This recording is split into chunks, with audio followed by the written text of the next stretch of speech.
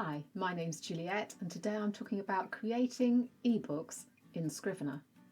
Now let's start with the formats. You have two available formats in the list. I'm ignoring PDFs. That's EPUB and Mobi. Mobi format could now be a problem for you because Amazon has discontinued the tool that you're required to download into Scrivener to use it. This may now be bundled with Scrivener, I don't know. But if it isn't, you'll have to find another way to get a Mobi file if you want to sell direct.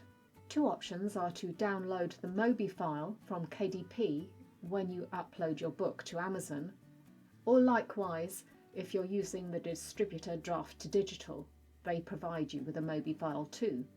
I'm sure there are many other distributors and such like who do this. You don't need a Mobi file to upload to Amazon. You can use an EPUB file. And what they now say is that they prefer this to you uploading a Mobi file. So it's not a problem. Now we're going to go basic with this because there are so many options that going through every single thing would drive you and me crazy and would take hours. First, select the EPUB format so that you have all the correct formatting options. Under Contents, check that all the files you need are ticked. If you want there to be a page break between chapters, make sure that tick box is also selected in the correct places. Under Separators, the only thing you're probably going to want to change is the symbol or symbols that you want to appear between scenes or sections.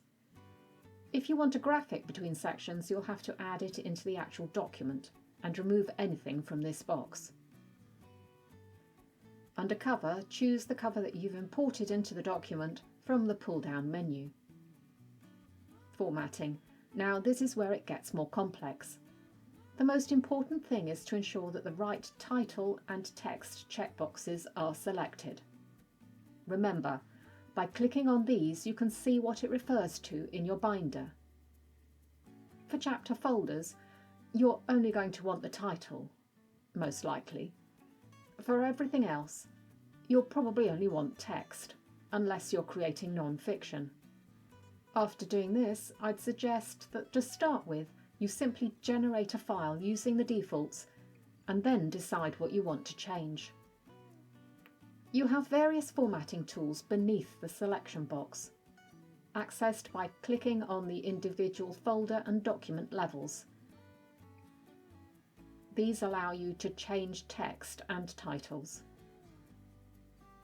I'd suggest only changing title size, case and spacing, and leave the main text alone. Transformations? Well, I'd suggest you just read through the list and make your own decisions. Replacements, footnotes and comments can be ignored. Footnotes in ebooks don't work well.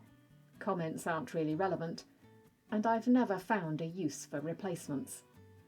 Metadata. Ensure your book title and your author name are inputted into the correct boxes. Finally, click Compile, save the file and see how it looks. Phew, did you get all that? Good luck! For more Scrivener content, click here. Thank you for watching, and I'll see you next time if you've subscribed.